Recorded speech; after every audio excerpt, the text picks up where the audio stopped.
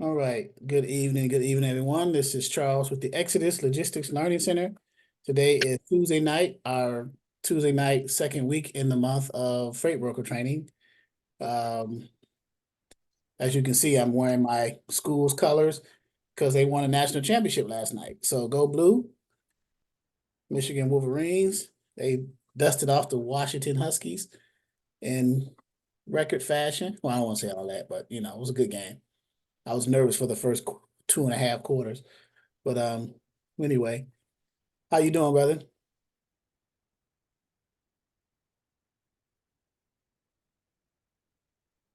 Any questions, concerns? Where are you at in your process as far as brokering and things like that?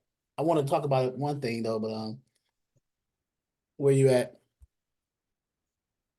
Are you talking to me? Yes, Chris. Chris, what's up? I'm all right. Hey, how you doing? All right. I'm all right now that Michigan won. So that was a beat down. But yeah, any questions? Any questions? I see we got people here. I have a little uh conversation. We got a severe storm in our area. So there's like a lot of wind, like 45, 50 mile an hour winds. There may be a power issue um going back and forth. I was kind of gauging it whether or not I was gonna even do the training tonight, but that's fine. I will just go as long as we try to normally go. So um any one of you guys have any questions as far as the broker, your broker authority applying for it? What do you need to do? Things like, what's up, iPhone got the Michigan? Uh-oh. Go blue, go What blue, up? go What up, blues. though? What up, though? What up, though? I Yeah, did so not know, man. yeah, I'm a Michigan fan. So, Detroit Lions, Michigan Pistons. We're sacrificing the Pistons so that the Lions and the Michigan Wolverines can win this year. At the sacrifice of the Pistons. So, but let me open up for some questions. You guys got any questions? Chris, I see you still unmuted. I didn't know if you had a question or not. no, I don't have a question. Okay. Um, which one of you guys are actually have a broker authority? I do. You do. Okay. Yeah, How long has it been active? I've been active since last year. I just haven't really dived into it yet. Okay, so you don't have a shipper yet? Yeah, I don't have a ship yet. I haven't made any phone calls. I just wanted to make sure that I knew as much as possible before I started calling. I Okay. feel like I still need to know more. Okay. Um, so with that being said, then when you do get a shipper, and let me see if I can bring this up a little bit. Uh, let's bring this screen share up. It's whiteboard. You guys see the whiteboard on the screen? Yes. See if I'm a terrible artist drawing up here. I guess I'll have it in blue. Maybe I'll have it in red. Um, so if you get a shipper, you land a shipper is going to give you what's called their shipper pay, what they're going to pay you for a load, right? Okay, I'm just going to draw this up here. Now, another name for the shipper's pay, uh, you may have heard it or not, it's called a load tender. You ever heard that term before, a load tender? Yes. Okay, so let's say that you got a shipper that had driving. Where are you located at? What area of the country are you in? I'm in Dallas, Texas. Well, actually, Fort Worth.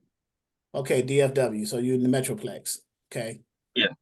So let's say the shipper pay was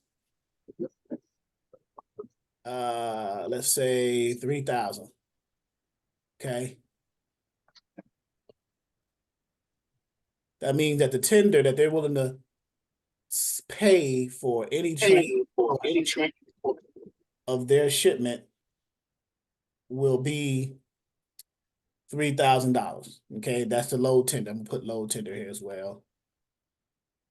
With me so far? Yeah, I'm with you. You get a shipper, they say send us your information, you send them your, oh, speaking of which, do you have your paperwork designed already, your broker shipper paperwork and your broker carrier paperwork in case you get a carrier? No. Okay, so you're in the process of designing it. So are you gonna design that while you're trying to go for a shipper? Yes. Okay, let me see this real quick. I put the wrong word there. All right, I meant to say, what I meant to say, low tender. That's what I meant to say, low tender. I said low pay. Low tender, okay? Shipper, that's what the shipper pays. Shipper pay, low tender. And this is an example, okay? Okay. All right, so that's my first time using this whiteboard thing, so bear with me. It looks like it's fun though, but I don't want to get too crazy with it. Example. So now, brokers, you have what's called a target rate that you're willing to pay the carrier and still make your money, make your margins or make your profit, right? That's how it works. The low tender is the max, is what's being paid by the shipper, and that's where you pull your money from as the broker. Okay. Now you have to decide what is your margins. Is it 15%? Is it 10%? Is it 20%?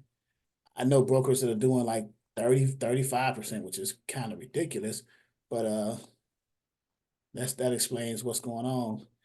And then you have a target rate, what you want to, what you are willing to give the carrier, so you can make the most out of that $3,000 load tender. But there is a max payout by the broker where if a carrier negotiates with you and to try to pull more money from you that you're willing to come up of, but you don't want to exceed that because it's uh pouring into your profit margin. You understand what I'm saying? Yes. So for example, $3,000, you call me on a load and you posted it for, let's say you posted it for, I don't know, 2,400. So let's say we posted on a load board for 2,400. I'm gonna put it over here, post rate.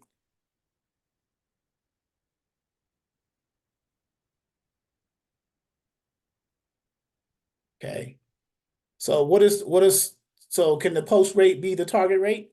So you're looking to make $600 off of that. Also, Yes. yes, okay. Hey Tasha, how are you? Sorry, Okay. good.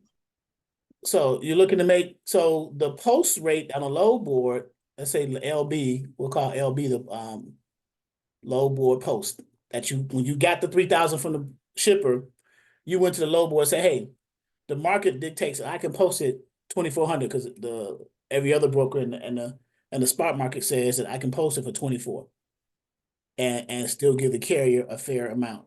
Okay. So, but if I'm a carrier, I'm gonna call you and say, hey man, I'm not gonna move this load. So if you get it moved at 24, then how much do you make off of it? 600. 600, right? So now, but if a carrier calls you and they see that it's been posted for days and you have a need to get it out of there, they're trying to negotiate with you, and the most you're willing to come off of, add more money to, you say I can give you an extra 200, maybe 300 more into it, 200 to 300 more into it. So, which would be 200 to be 26, 300 to be 27, right? So you can put an extra, you can negotiate an extra 2 to 300. Okay.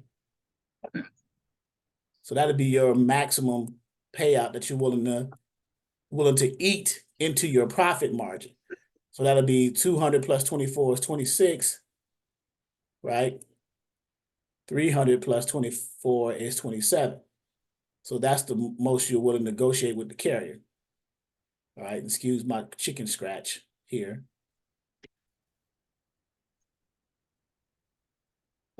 get this right here.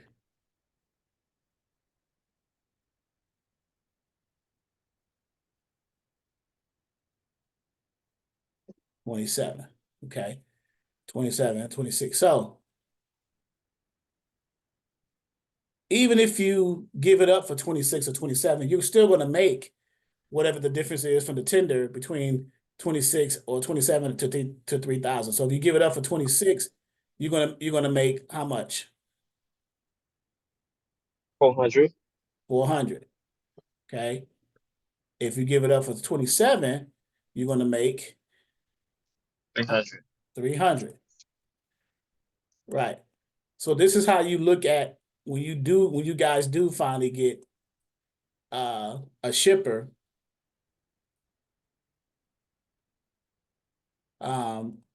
This is how you can look at it as, okay.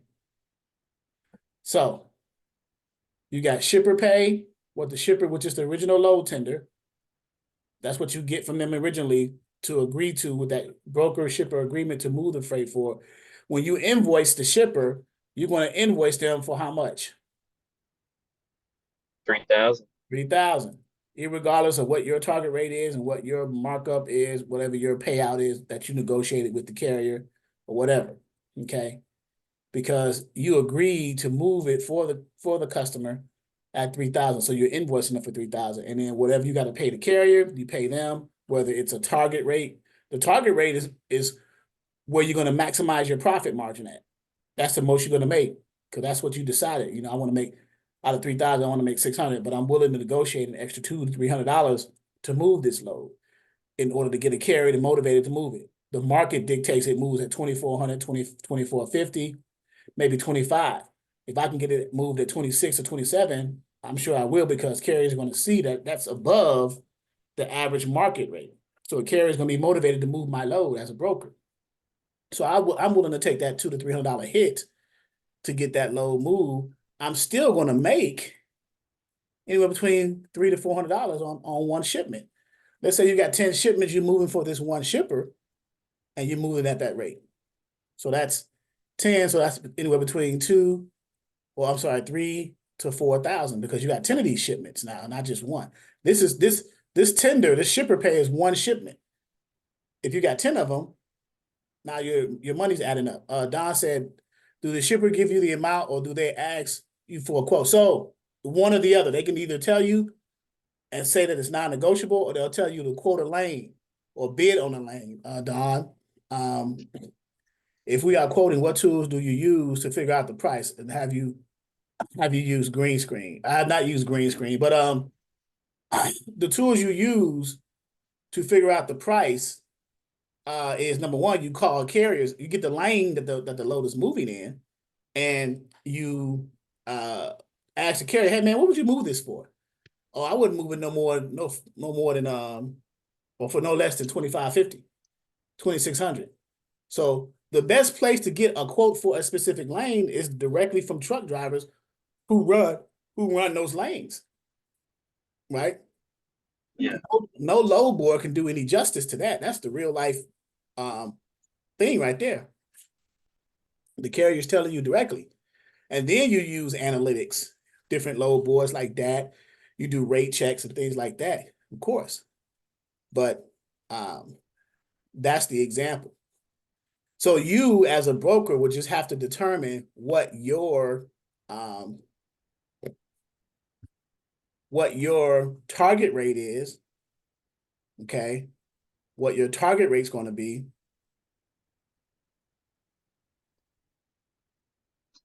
Based off of the shipper, what they're paying.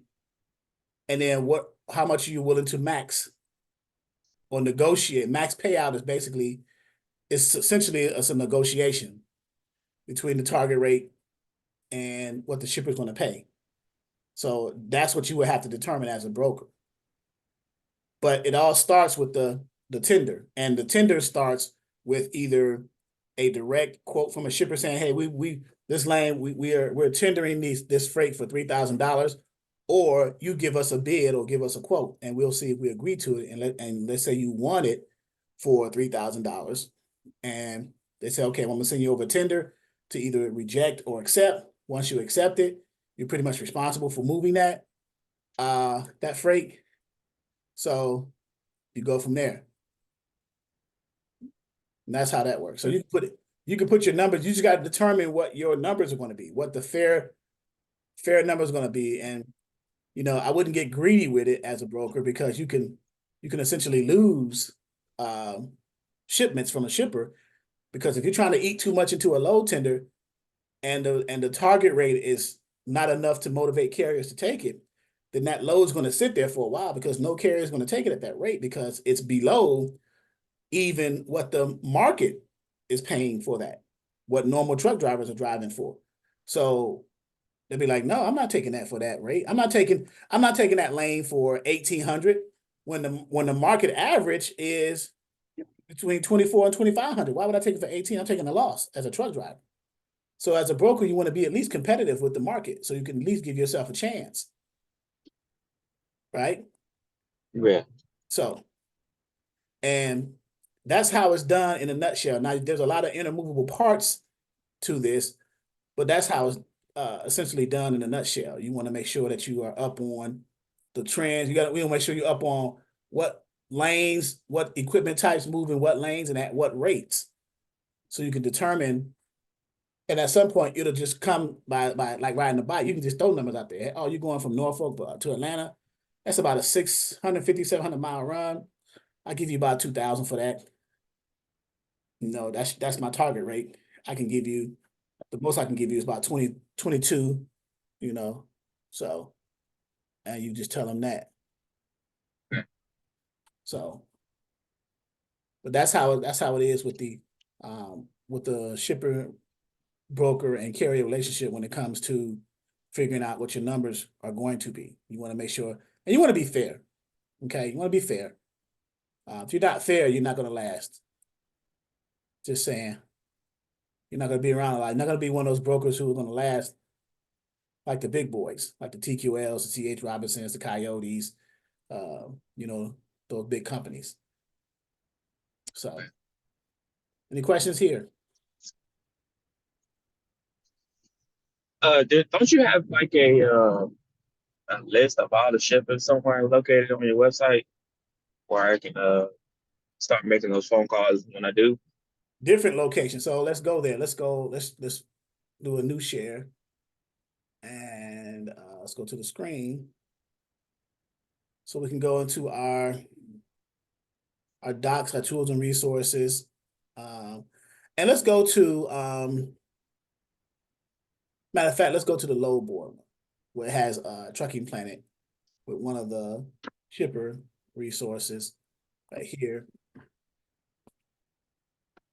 Direct Freight, 1, 2, 3, and Trucking Planet. Okay.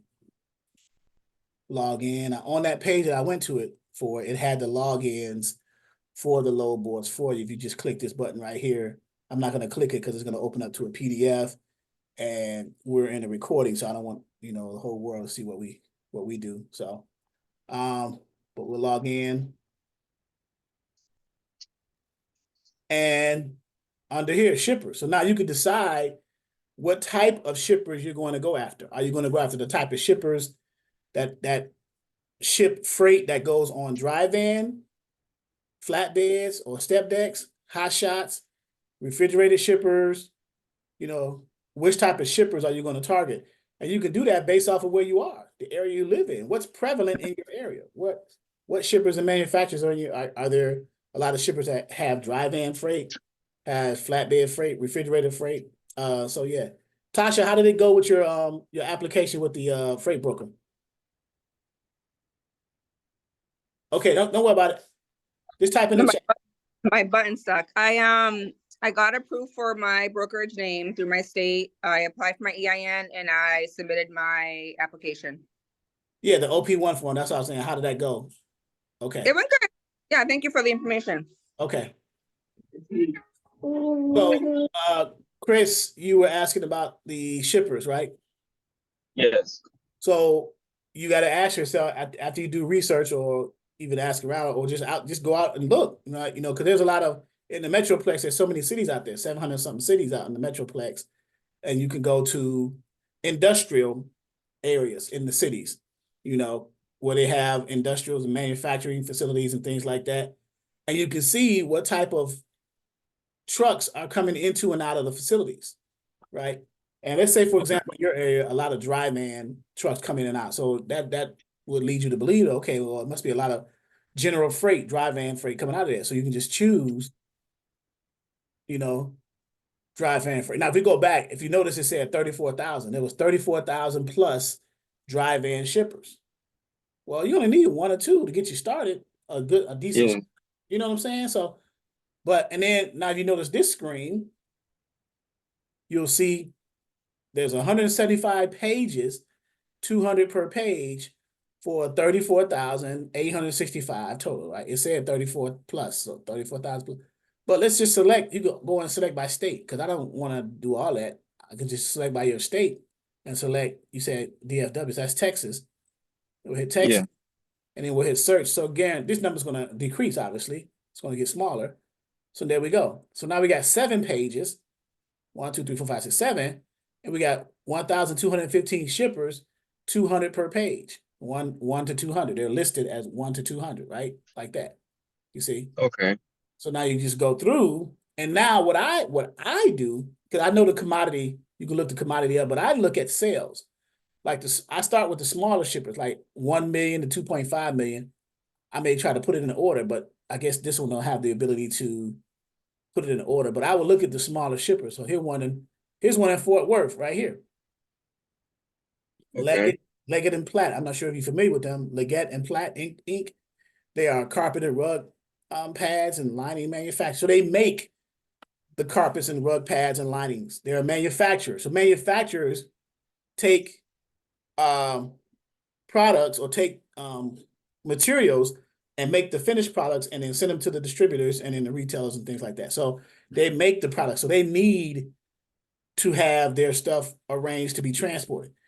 Here's a person's name, Brian Jennings. You can look him up on link. You can have this window open in your browser and another window open to, like, let's say LinkedIn, and do a search for this guy, Brian Jennings. He's the fleet manager over at this location, at this Leggett and Platt. So he's in charge of the fleet of trucks taking the freight out to be delivered or to their customer, to be shipped to their customer. So you can have a conversation with him, his email. So if you click into this, you should be able to get more information. Here's his phone number. You can do a text, you can do an email campaign, you can look him up on LinkedIn. Let's look him up on LinkedIn and see if he shows up. And I have a LinkedIn, I think it's a premium account. Okay. So, but we can do a search for him, and his name was Brian Jennings.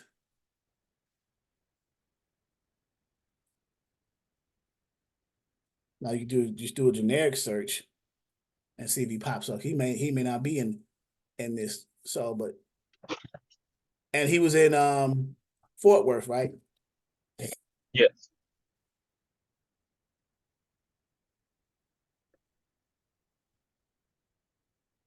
So he didn't pop up there. But let me remove the Fort Worth. We can go to let's look at his name again and see how many Brian Jennings have LinkedIn accounts. You see all the results, and then scroll down and maybe you can find him. Okay, this is Virginia Brian Jennings. Now, in some cases, these LinkedIn accounts, they usually just stay within the parameters of your location. Like I'm in Virginia, so you may just get Virginia and North Carolina hits, right? You may not get national hits, depending on the account type, right? So I may not see all people results. So, and then, so I'm looking for Brian Jennings and anywhere in Texas, right?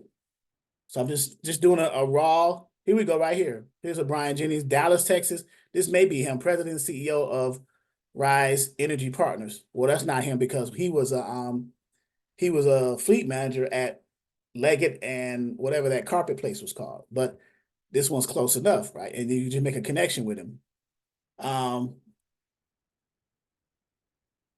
But look, there's so many pages of it, right? So I'm not going to go through all of them until I find the guy, but I'm just saying there should be a better search feature to find the person.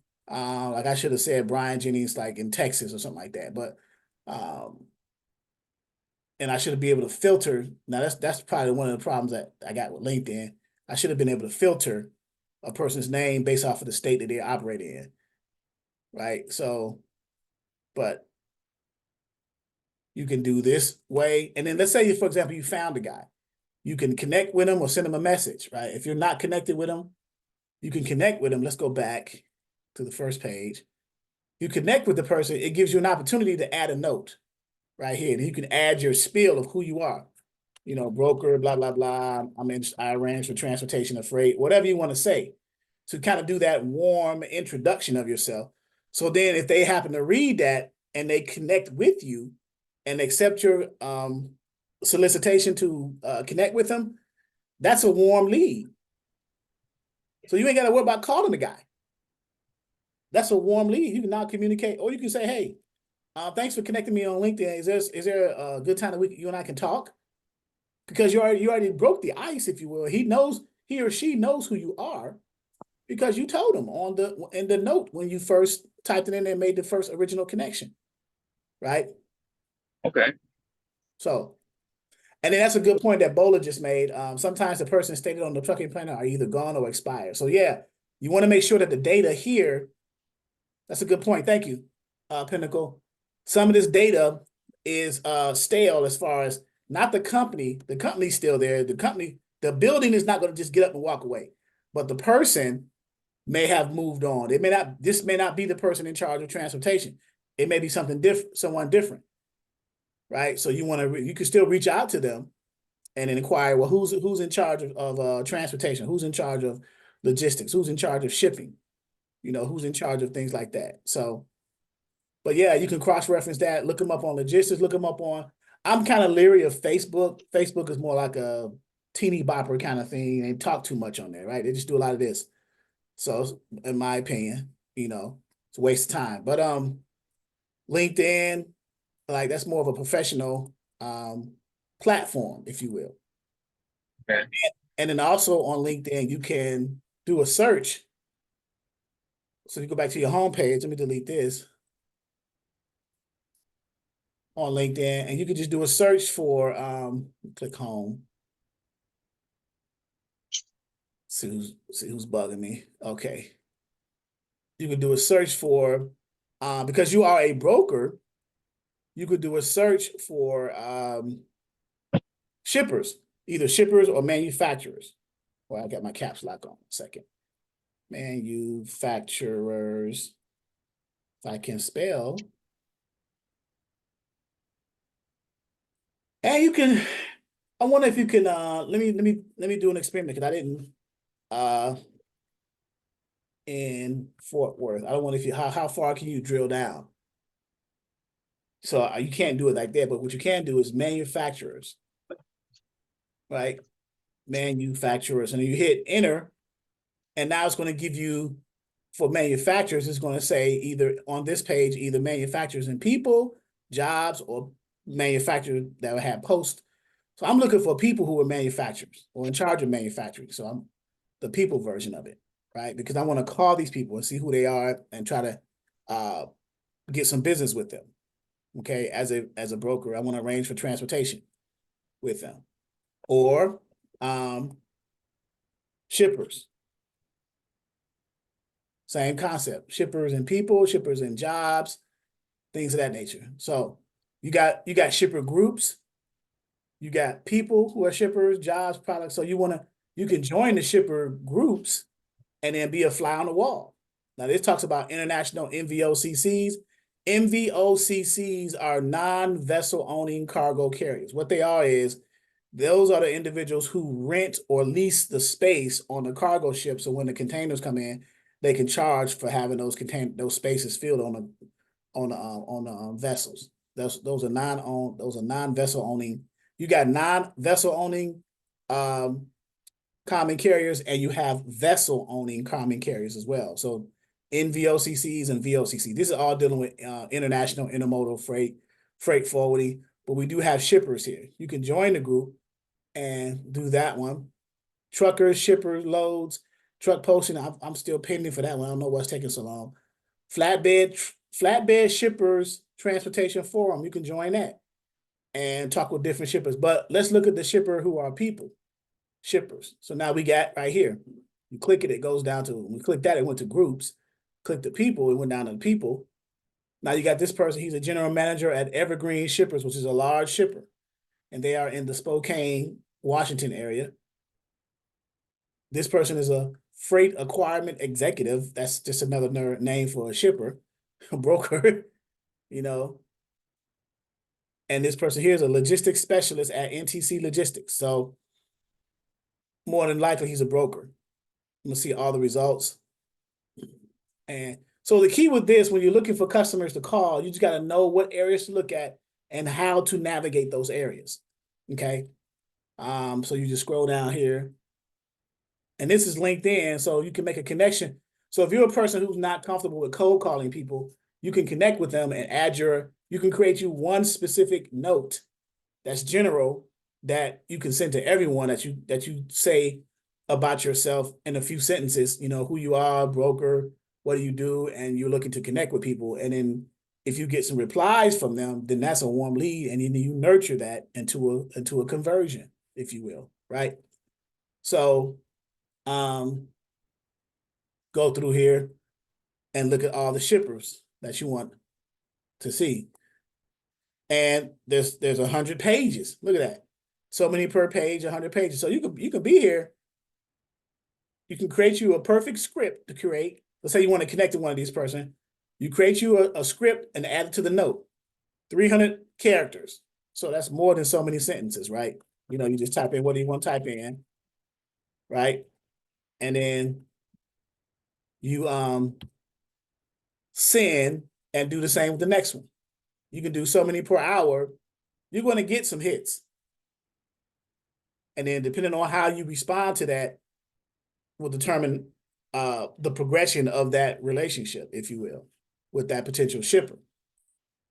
So, but you got to be ready when they respond to you. You got to understand, you know, because they want to know what you can provide. Can you provide capacity to us? So what do I mean when I say that? What do I mean when I say, can you provide? If I'm a shipper and you sent me a LinkedIn request and I read it and I hit connect and I typed a note in responding to your inquiry, and I say, okay, you say you're a broker. Can you provide, what kind of capacity can you provide for us? What do I mean when I say that? Can anyone tell me that? How many trucks? How many trucks? Right? Or how many assets, technically, because trucks and trailers, but yes, how many trucks? How much capacity can you provide? If you were smart about the process, you would have reviewed the company. Let's say you wanted to connect to somebody. Before you hit that note to connect with them and put the note and hit send, you would have researched the company and found out a little bit more about them. So it gives you a little bit more ammunition when you speak to that person, and it shows them that you took the time to look them up to see what type of company they are, possibly what commodities they haul. You may not be able to find out what lanes they haul in unless you ask them directly, because they may not say it on their website or may not say it anywhere else. But at least you did your homework, right? Or at least started. So that's a process, okay? And that's one resource when we go to Trucking Planet to do that with shippers. And you just cross-reference that with LinkedIn. I'm gonna hit home right here. Here's a broker agent I'm trying to connect with. So that's just one aspect of it. I just cross-reference. I pretty much try to cross-reference everything with LinkedIn because I'm trying to find them and connect with them without having to call them. Maybe send an email. So, okay. And another method that you can use in here in our portal under tools and resources is, let's see, broker resources. You got these right here, Leonard's, Webster's Online. These are free. This is an online where you look up based off of either the industry or based off of the product. I won't show you that one. The one I want to show you, we got McRae's Blue Book. That's another one. Thomas Net, Hunter IO. You put an email, or you put a company in there, and it generates an email. You can look up food, careers in food based off of the shippers. That's dealing mainly with refrigerated items. But this one right here, the National Chamber of Commerce Directory. This is a good one as well, where you can look up shippers, and you got popular cities right here. If your city is not one of the popular cities, which I think Dallas is, Dallas Fort Worth, right there. Well, at least Dallas, they're pretty much close to each other there. But if it wasn't here, you would just go to your state, right? Like Texas, for example. Scroll down to your state. In other words, if it wasn't in the popular cities box, and you can click it automatically, simply go to your state, which is in alphabetical order, and click on it, and then search your county. I don't know what county the Dallas-Fort Worth area is in. What county is that in? Tarrant. You said Terrence? Tarrant. Spell Like that. Tarrant. Oh, Tarrant County. Oh, so we may be able to see Yes. something there. It may even say Dallas-Fort Worth, or it may say Tarrant County. But you would look it up, and you look up the Chamber of Commerce.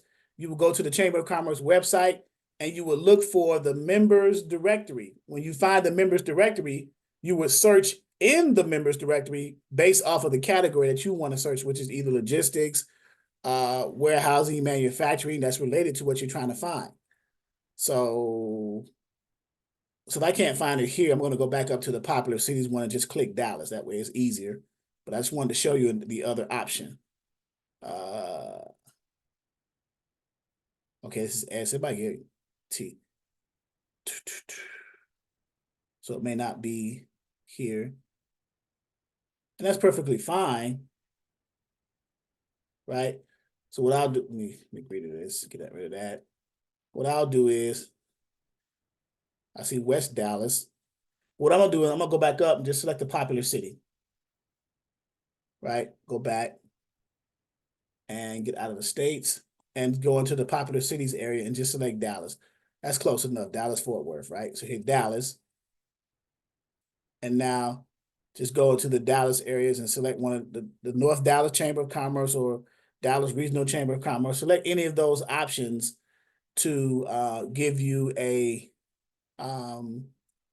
Dallas Black Chamber of Commerce, even getting it drilling down based off of culture or race, Hispanic. So Asian, so well, Chris you sound African American. So let's look at the Dallas Black Chamber of Commerce, okay? And go to the website. So we're getting a little bit granular and see if they have a members directory. So we got a directory right here, and then they got a members portal. You may have to log into the members portal, but we got a directory there. And you would go to the directory, and now you would look under the directory for the subject matter that relates to why you're looking here, which is basically manufacturing, distribution, maybe shipping, logistics, or transportation, because you're looking for customers, you're looking for shippers, right? So under the directory, you got the different categories. So let's see if we can find something that's right here. Industrial manufacturing, manufacturers right there. That's one. Let's go to see if we can find something like transportation or logistics. I'm going to go back up to that one and click if I can't find it. Here go truck transportation. Boom, that's a dead giveaway, right? Let's click more, see if it expands it a little bit more. Okay, transportation. Look at that. Transportation, truck transportation, wholesale, retail, paper distributor, shipping. They may take on brokers, but let's go back to manufacturer. We know a manufacturer is going to need to have something arranged to be transported, either directly with a trucking company or a freight broker.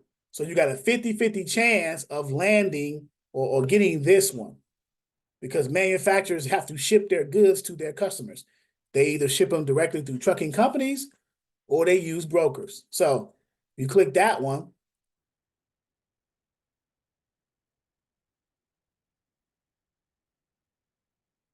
And now it takes you to this area here. Here you can connect in this area. They do metal, aluminum, chemicals. And here's where you can get some information about them. You can either call them, or you can send you can connect with them on LinkedIn. They may have information on LinkedIn. But what I was looking for was a specific person's name in that particular category, but it didn't show up. It may be in the members portal specifically, but I don't have a login. It may be this website may have a login where you have to log into it, and sure enough, it does. So let's go back and let's go to another one, either transportation or trucking transportation, wholesale, retail. Let's go down. Truck transportation. That sounds more like direct trucking companies, maybe not brokers, unless you're an asset-based broker. But yeah, see, these are logistics companies, trucking companies. I mean, not necessarily brokers, right? Based off of what I'm seeing. So different trucking companies. Okay. But you get the idea, right? The navigational piece of it. Let's go back over to it. Yeah, I get the idea. There was another one I hit more. I think we saw logistics, or we saw transportation in it. I'm gonna select transportation right there. And then we got another one, wholesale and retail paper distributor. I'm gonna select that one as well. So we got transportation. Okay, UPS, VM Essentials Logistics. Okay. And then last but not least, I'll select this wholesale retail paper distributor. So they may need to have their product arranged to be transported. So you got Dallas Paper and Packing. Okay, that's a big company. You can visit their website, check them out, see who they are, reach out to them, send them a message, right? And this is just under the Dallas Black Chamber of Commerce. Now, if we go under a general category, we can go outside of this box and go under a general category. Matter of fact, let's get out of this box and go back here. Dallas Regional, North Dallas, Greater Dallas, well, not Hispanic, but let's keep it. Greater East Dallas, Greater Dallas, or Southeast Dallas. Let's do Dallas Regional. Click on their website, and they should have a members directory right here, the directory. And it should have the different subject matters, again, like manufacturing, things like that, so you can look for something that's related to you potentially being a broker for. Animal food manufacturing, interesting. So it's just understanding how to navigate motor vehicle manufacturing. It's just understanding how to navigate to the locations of what you're trying to do. Beverage manufacturing, distilleries, beer, wine, distilled alcohol. So how to look up the different companies' information. This light box pops up. That's fine. And let's say, for example, we selected one. I'm going to try one, a general one. It's a pretty big list, actually. That's because Dallas is huge. So general manufacturing, but this is household. So, and you're not a household goods broker, so you don't want to deal with that one. So stay away from the household goods stuff, unless you are a household goods broker when you register your company as a brokerage, then that's fine. Let's go back up to the top.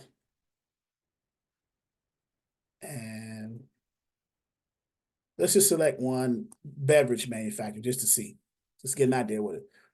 Beverage manufacturer could be dry van, or it could be refrigerated, depending on if they want the product to be at a certain temperature while it's being transported. PepsiCo, Foods of America, okay. Large company, right? So PepsiCo, out of Plano, Texas, look them up, try to set up a relationship with them. So that's another way to, another option, I should say, to look for shippers.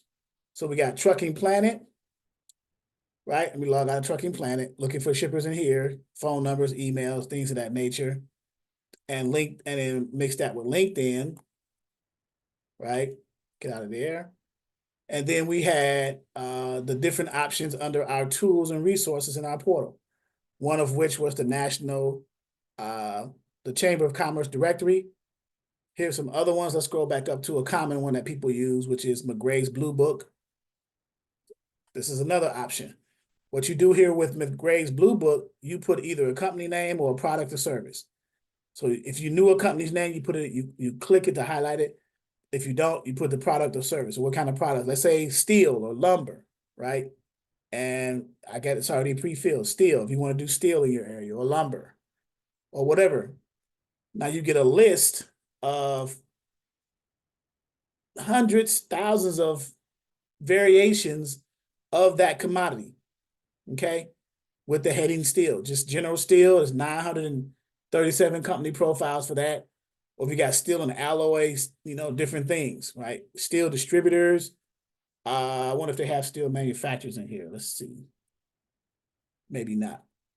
But if you just do general steel, you got 937, and then you can select the state, like Texas, 53 companies that are steel. So you click Texas, and this goes away. And now you do, the only thing I hate about this is all this junk that pops up. Now you got pretty much all Texas, all different steel companies in Texas. And now you just look at the steel companies, okay, and see what they offer and see what they do. And then click on one and see, let's say, what we want to do Dallas Fort Worth, right here, AC Horn and Company, right? So now they give you a breakdown of how they do their pallets, how they ship their shipment types in crates or pallets. $85 a crate, $90 a pallet, 48 or 53 foot dry van truckload, $1,600. Partial flatbeds, $1,900. Dry van truckloads, $1,850. That's coming out of Dallas area going to Rhode Island. So if you put a different state in here, these numbers are going to change what they're paying. So let's say Dallas to let's say Georgia, which is in the area. So now the numbers change, you see? So the greater the distance, and you can call them up, go to their website. They are a manufacturer and an importer. So they deal with customs brokers when they're importing stuff in, whether it's duty-free or not. You can call them up, either toll-free or direct line. You're probably going to get a gatekeeper right here, secretary or someone.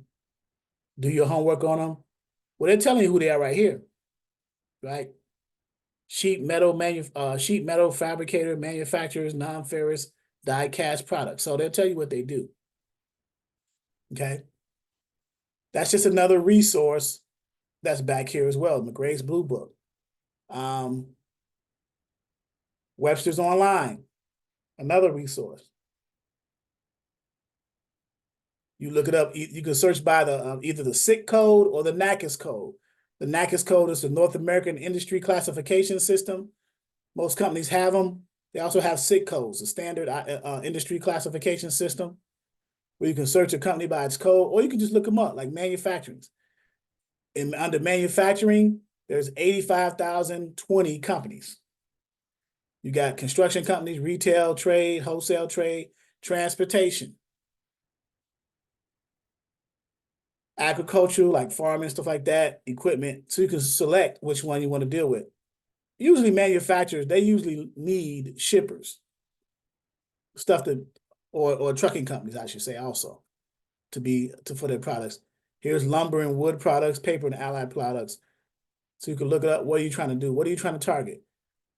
What companies are you trying to target here? So you can search by the product, the company name, product, search by the SIC code or the NACS code. NACS, again, North American Industry Classification System. Okay, and then the SIC is standard. It's a standard identifier for the company, SIC codes. Most companies have a SIC code. So let's look that up so you'll understand what that is if you ever decide to use the Webster's Online. SIC codes. Standard Industrial Classification. It's 4 digits. The NACS is, I think, 6 digits, I believe. Let's look that up.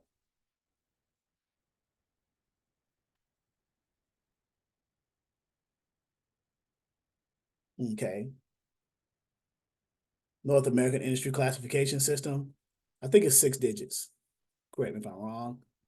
Every company has one. I can't remember. Let's just click into some NACS codes. Okay. So depending on the sector you want to go in, manufacturing. So NACS codes in the manufacturing end with 31 to 33. So if you click it, it'll give you NACS codes right here, manufacturing, food manufacturing, animal, all these different types of manufacturing. Okay.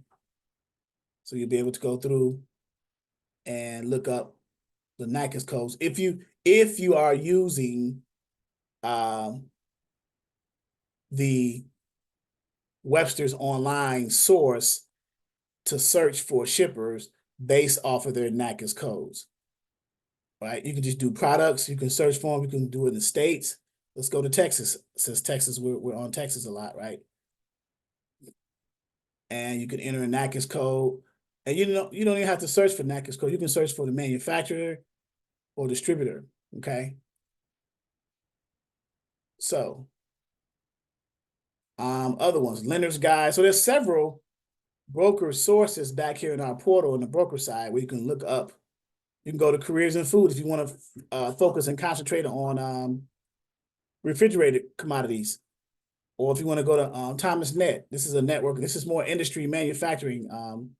This is a good one. You can search for suppliers, products. So let's search for suppliers and then put in, manufacturers, services. If it let me put it in there. There we go. So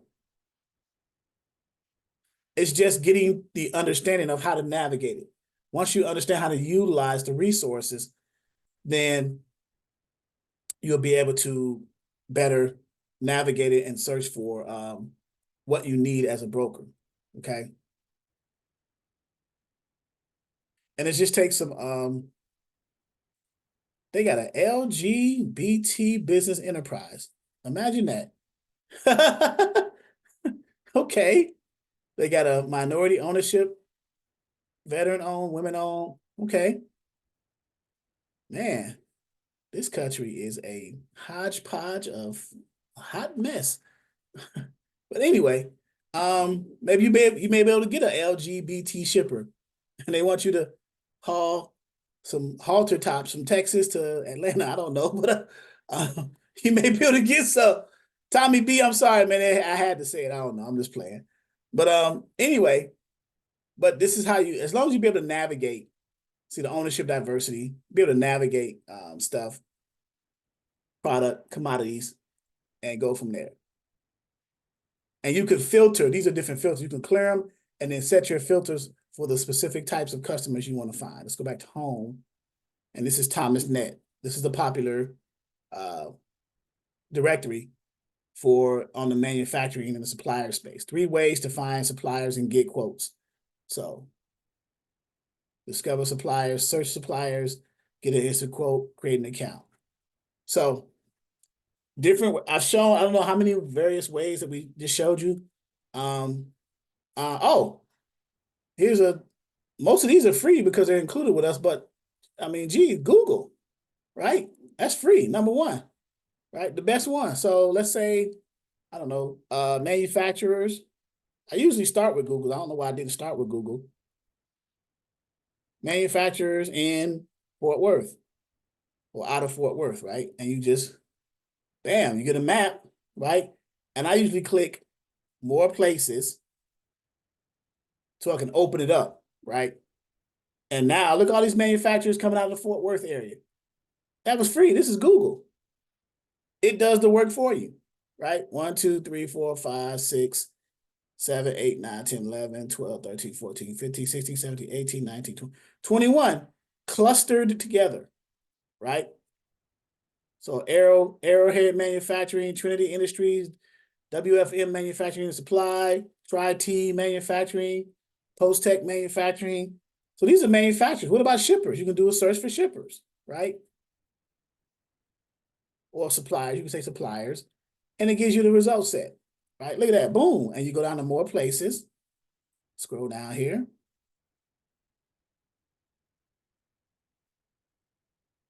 And it should be able to open that up. Now the shipper side is more like shipping parcels, stuff like FedEx and UPS, stuff like that. So you may not be able to be as successful. Some of these are shipping companies like DHL and Logimax. So let's go back to manufacturers, because those are the ones who make the finished products and they need it. Manufacturing companies in Fort Worth, Texas. Okay. So we back to this option here. And we got 10 pages. That's right, that's crazy, right? So we got them all here, and you can highlight your mouse on top of one and select one. And or you can go over here to the left column, and most of them have websites that you can visit, right? So if you click on one, you can go to their website, WFM. So as I hover my mouse over here, it jumps up on the screen over here, right? You see it moving right there? WFM. Yeah, I see that. They have a website. You click the website. I should have right-clicked it. Let me go back so I can keep this page alive. So I right-click and open another tab. And then go click over to their website. And now you can kind of educate yourself about their product and who the company is. So you got the president, the CEO, chairman, president, the quality contract manager, the production expedite manager. That person may be someone you want to get in contact with. So it's good that they have their information on the site right there. This production and expedite manager, Chris Tice, that might be a person get in contact with. Or look, shipping and receiving, Devereaux Hamilton. Okay, ding, ding, ding, ding, direct contact. I would reach out to them on LinkedIn or get their email right here, send them a direct email. Find them on LinkedIn, try to connect with them. Matter of fact, let's do that. Let's see if we can find them on LinkedIn and make a direct connection. But you got his email right there. You can send him an email, introduce yourself, who you are, right? But let's search for his name. I'm gonna copy his name and paste it in the search bar in LinkedIn to see if I can find him.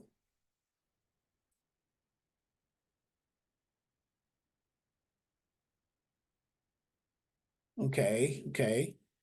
Devereaux Hamilton, that person. So he may have moved on, but this may be the same person. He may not be. This person is vice president of construction at Meritage Homes in Charlotte, North Carolina. This person's out of the Bronx. And if we go to see all people results, you may get some more hits, but there's only a few Devereaux Hamilton, right? So, but that's a way to cross-reference it, just to kind of see. And if you send an email to this person and it bounces back, like saying undeliverable, that means the person may no longer be with that company, right? So, and this here says, we are here to help you with all of your DoD contracting needs. So they deal with the government. So you may be able to provide some capacity on the government level. They may ask you, do you have a SAM number? Are you registered in SAM? Do you have a UEI? Do you have a cage code? Do you have a capability statement? We want you to bid on our solicitation. You never know, you see? So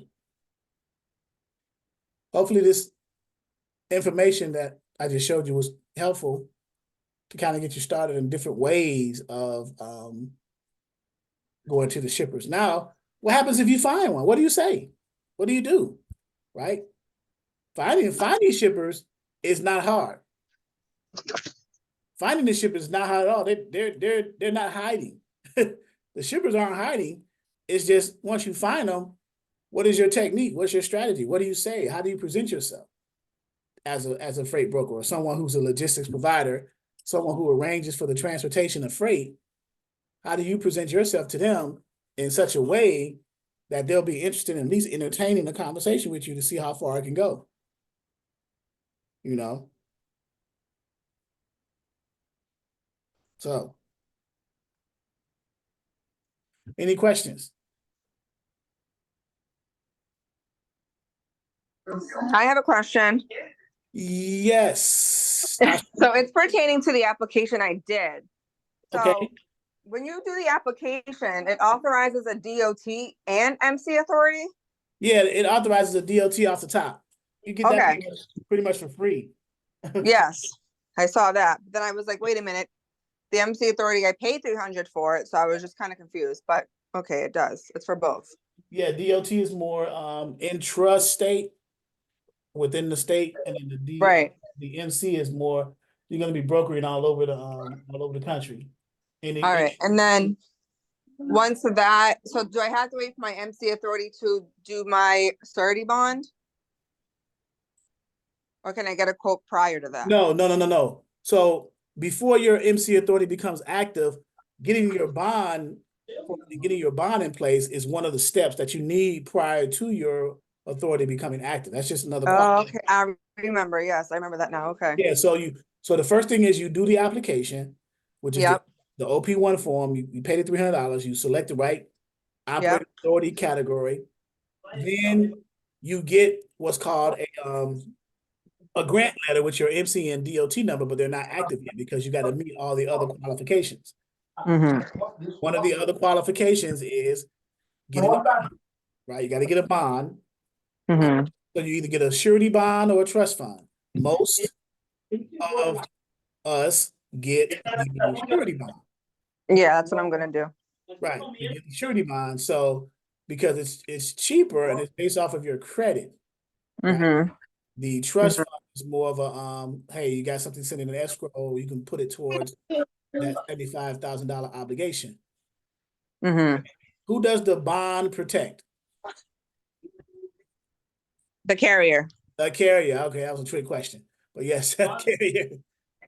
The bond protects the carrier. So it's the purpose of the bond is for the protection of any carrier that you're going to be doing, that you're going to be brokering freight to, in case you as a broker behave irresponsibly or unethically, then they can file a claim against your bond to cover any damages that were caused. Right. So then you get a bond now. You do your application, you get your bond, you do your BOC3 and your UCR. Okay. Okay. BOC3 is you have to designate a process agent. It's called a designation of an agent of process. That's what it's called. Literally, the technical name. An agent of that person is responsible for any claims, receiving adjudication or legal paperwork when it comes to someone filing a claim against your bond.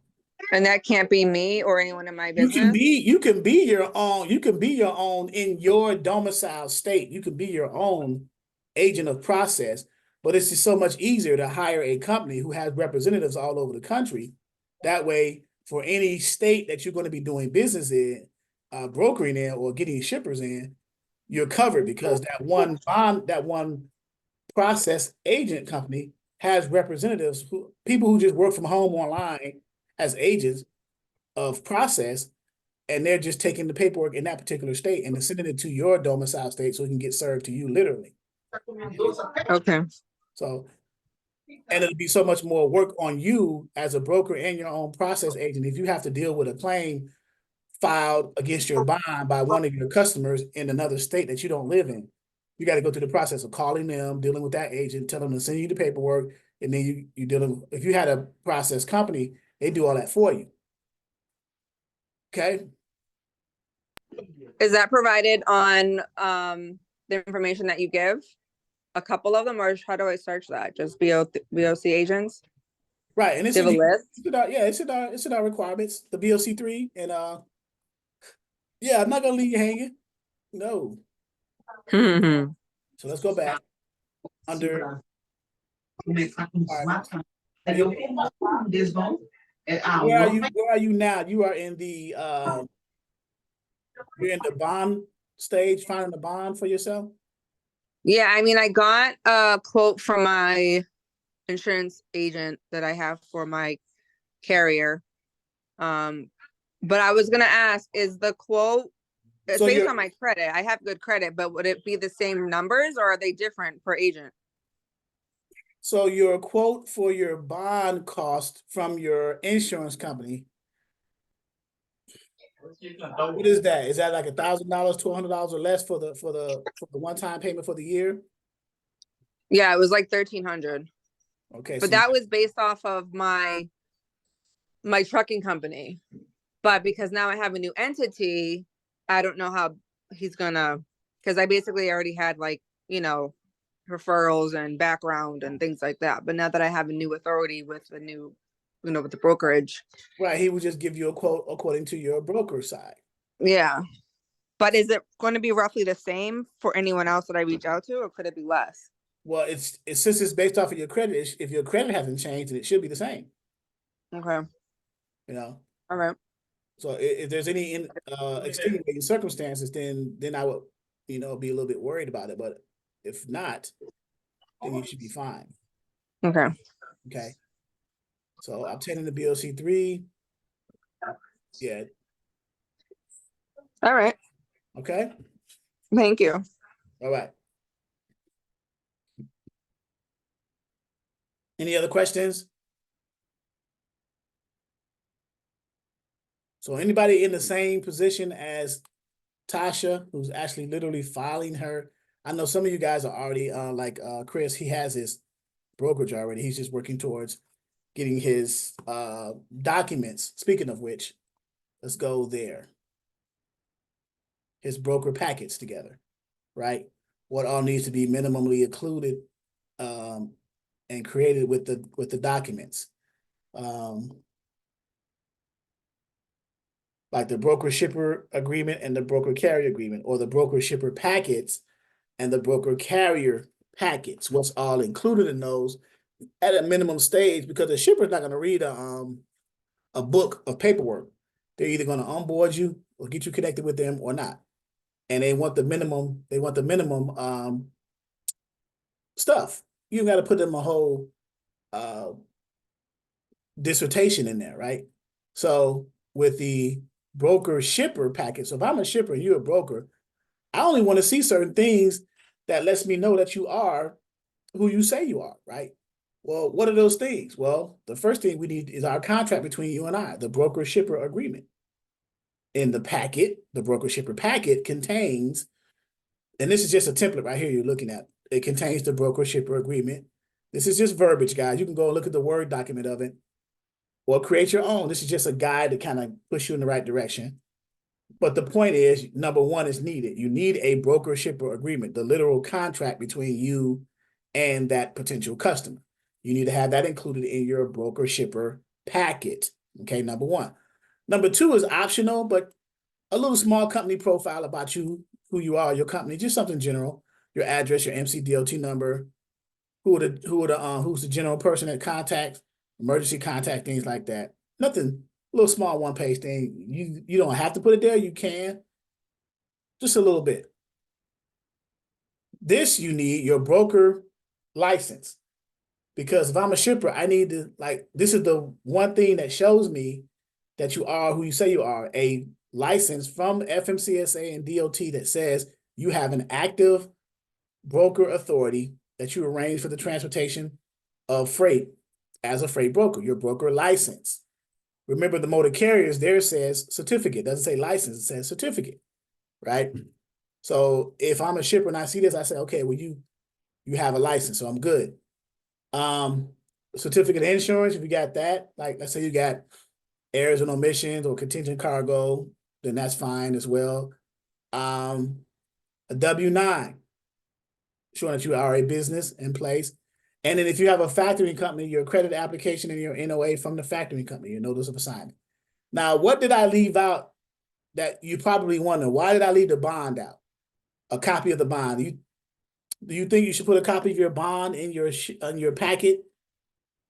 Yes, or do you think it's needed? This is kind of a trick question.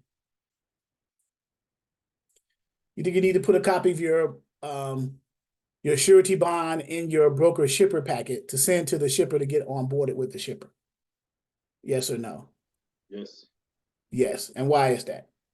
That validates your insurance. Okay. And then someone else said yes. Bola, why do you say yes? Pinnacle Logistics. Well, I mean, it's part of the requirement. They need to be able to trust that you have, their goods are covered and protected. Right. So I'm going to say this is optional with this one. You could put it in there, but the fact that you have an active broker authority implies that you have a bond already, because you can't have an active broker authority without having a bond. So to kind of to put your broker authority in there and a copy of your bond, it's kind of like being redundant.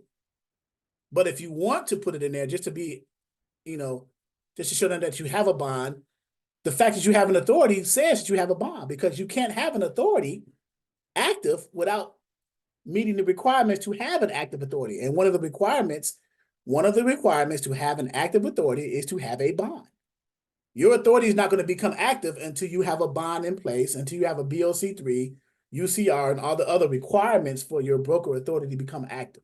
So the fact that you have number 3 in here, your broker authority, implies that you have a bond. Now, if they ask to see it, you can easily send it to them, or if you have the option to put it in there. I'm saying if it were me, I wouldn't require it. But if you want to put it in there, you're not wrong by doing so. But it's just an extra piece of paperwork in there. They know you have a bond because you have an authority. Well, some shippers may ask to see it, right? They'll say, "What kind of bond you have?" Or, "Do you have a bond?" I'll scratch my head if a shipper asks me, "Do I have a bond?" I'll be like, "Do I have a bond?" Well, I got an authority. I can't have an authority without having a bond. So why are you asking me, "Do I have a bond?" But that's just me getting smart with them, right? I may lose them because they say, "You got a smart mouth. I don't think I want to work with you." Well, okay, next. But yeah, it's nothing wrong with putting it in there. I'm just saying you don't have to. It's optional, right? The fact that you have a broker license implies that you have a bond, right? What of contingent cargo insurance? Contingent cargo insurance is extra coverage for you, the broker, on top of the carrier's cargo insurance. Every motor carrier that you're going to be onboarding to your brokerage, getting them approved for your brokerage, your company, getting them set up with your brokerage, they're required to have insurance. Liability, if their equipment weighs more than a certain pounds, like over 10,000 pounds, they're required to have at least 750,000 liability and 100,000 cargo. If you get contingent cargo insurance, that means you have extra cargo coverage on top of the carrier's 100,000. You may get an extra 250,000 coverage. You're showing the shipper that you got some skin in the game by purchasing this extra coverage. Most cases, you brokers will list yourselves when you are onboarding the carriers under your brokerage and getting them set up. You will list yourselves as certificate holders on their insurance. So if anything happens, they come after their insurance first, and then they'll come after yours second if you have any. Your bond's going to get involved too. But if you got contingent cargo, if it's a cargo issue, if it's damaged freight, that's more on the cargo side. The bond is more on the not paying a carrier and being financial irresponsible and unethical type of stuff. But if you got contingent cargo, that's more damaged freight on top of the cargo coverage of the carrier. You're showing the shipper, "Hey man, I got some extra skin in the game by having this extra insurance," showing you, shipper, that I am just as interested in protecting your freight and insuring your freight as the carrier that I'm having transported. Okay. So the shipper's going to say, "Okay, well, that's a whole lot of coverage. Thank you. I'm willing to work with you, right? If you're willing to cover my freight more than it needs to be covered, just to show me that you're willing to work with us, right? Contingent cargo, right? So that's what contingent cargo is. It's contingent upon the carriers.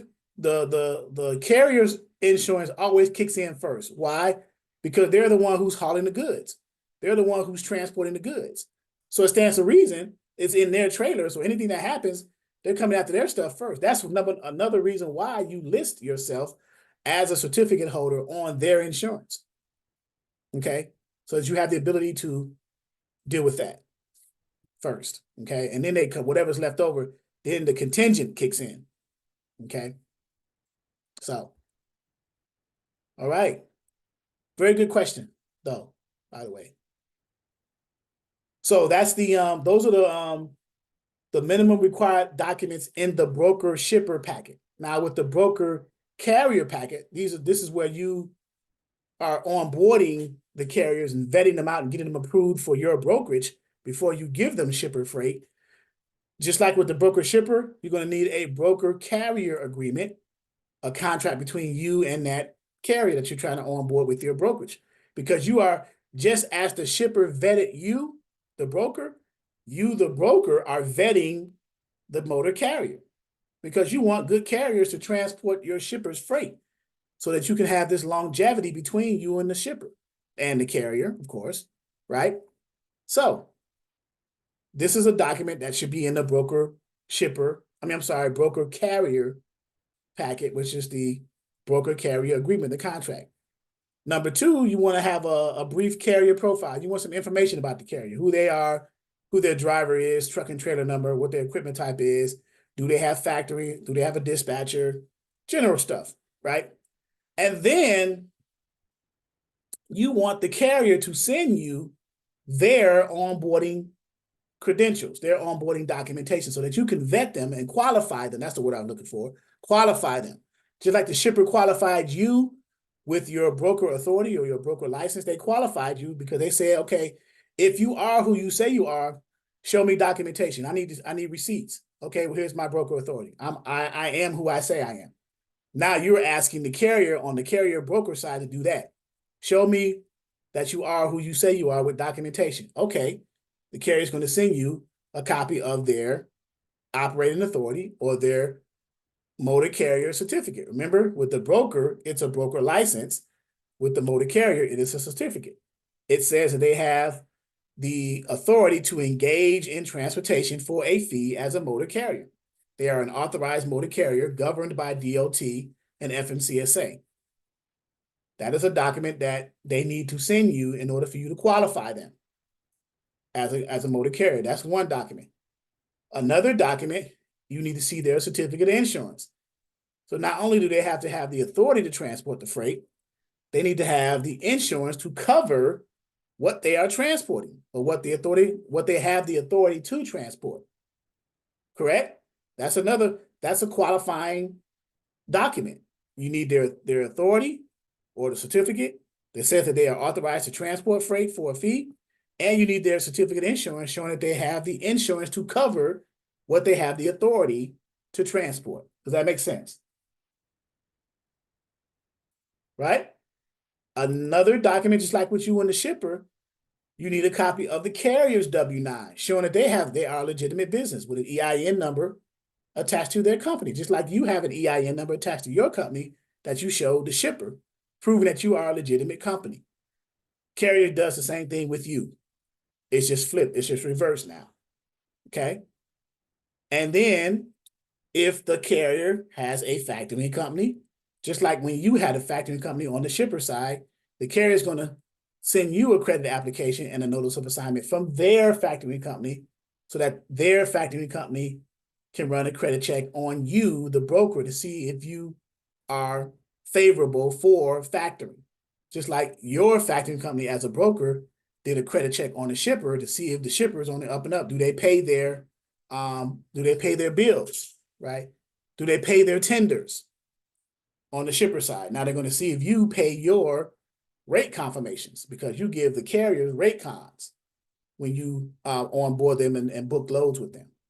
So those are the documents that you need to set up for your company internally with your company, and is while you are applying for your broker authority, it'll be a good idea while you're waiting on that process to be designing your packets, your broker shipper packet, the templates, and your broker carrier packet, the template, so everything will be ready all in unison. So when you become active, you have everything up front and in place.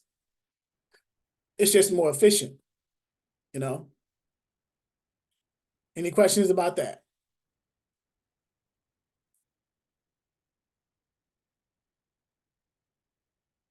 Is there a way to make the broker carrier agreement electronically? Yes, of course.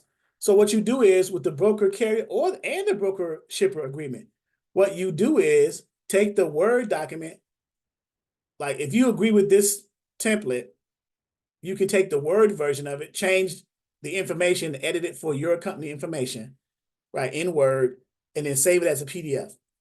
And then take the PDF and import that into an electronic signature type of software like JotForm, DocuSign, Adobe Reader, any of those electronic e-signature type of software where you can edit those particular fields that you want them to be clickable, right? So when you send it to whoever you need to send it to, the shipper or the carrier in this case, they can click on certain fields because, like particularly, specifically with DocuSign, those clickable fields, the names of them are called elements, right? And certain fields, you may have a text element field or a number element or a signature element where you drag and drop it into the location and then save that finished product.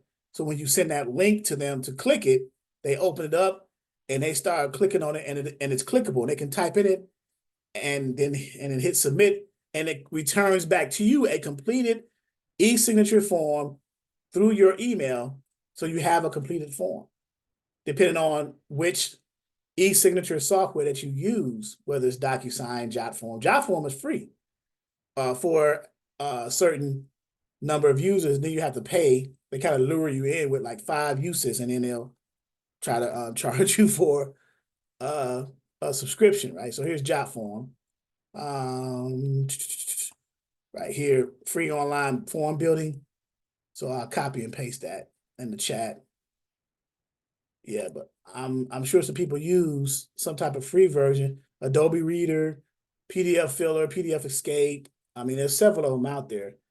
Depending on the features that they offer, determines which one that you use as a user. You know, everybody has their different use cases for them. But yes, you can make your technology is so advanced today that you can do things electronically, so on and so forth. So, all right.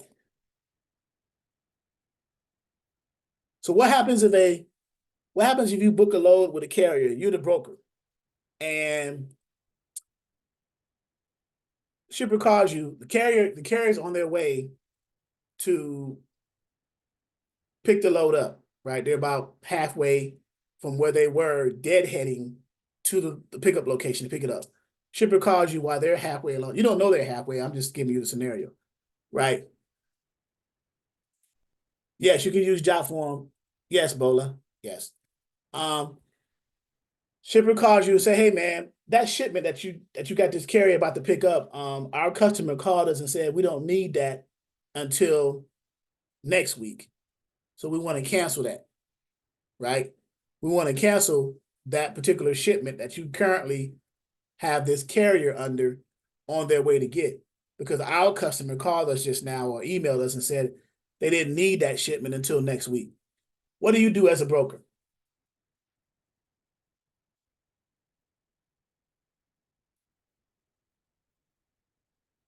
But this may happen. I'm not saying it's common, but it's a possibility. Who was that Like speaking? you definitely would want to try and get that shipper deadhead pay. I mean the carrier. Okay. For his time. Okay. Anything else? Do we ask them for tonal, which means truck order not used? That way we can compensate the carrier. Very good. You ask them for tonu, and you may not have to. Well, yeah, tonu is the right answer, but you either ask them for it or you may already have it when you first got set up with that shipper. Because when you first get set up with a shipper, you want to make sure certain things are included in the contract before you sign that tender and stuff like that. Hey, Mr. Shipper, what is your accessorial policy when it comes to detention? Or what's your accessorial policy when it comes to layover? Or when it comes to lumper? Or when it comes to tonu, truck order not used? The truck was ordered. In other words, I found a truck. I ordered a truck to pick your shipment up, but you canceled that truck, so it's not used. What is your accessorial policy on that? And it should be in the contract, the broker shipper contract, or even on the information that's sent back in the tender. And their accessorial policy is, well, we will pay up to $250 tonu, depending on the distance that the carrier had to travel to our pickup location prior to the load being canceled, up to $250. Let's just say that. I'm just throwing a number out there, but this is the verbiage that you may hear. Okay, so then you pass that. Of course, you're going to pass that on to the motor carrier. Do you, as a broker, keep any of that money?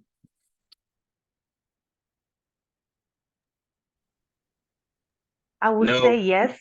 Wow. Yeah, it should be no, but for my husband, it's been done before. They pay us 150, but then when if we haul for CH Robinson pays you the 250, but other smaller brokers, they pay 150.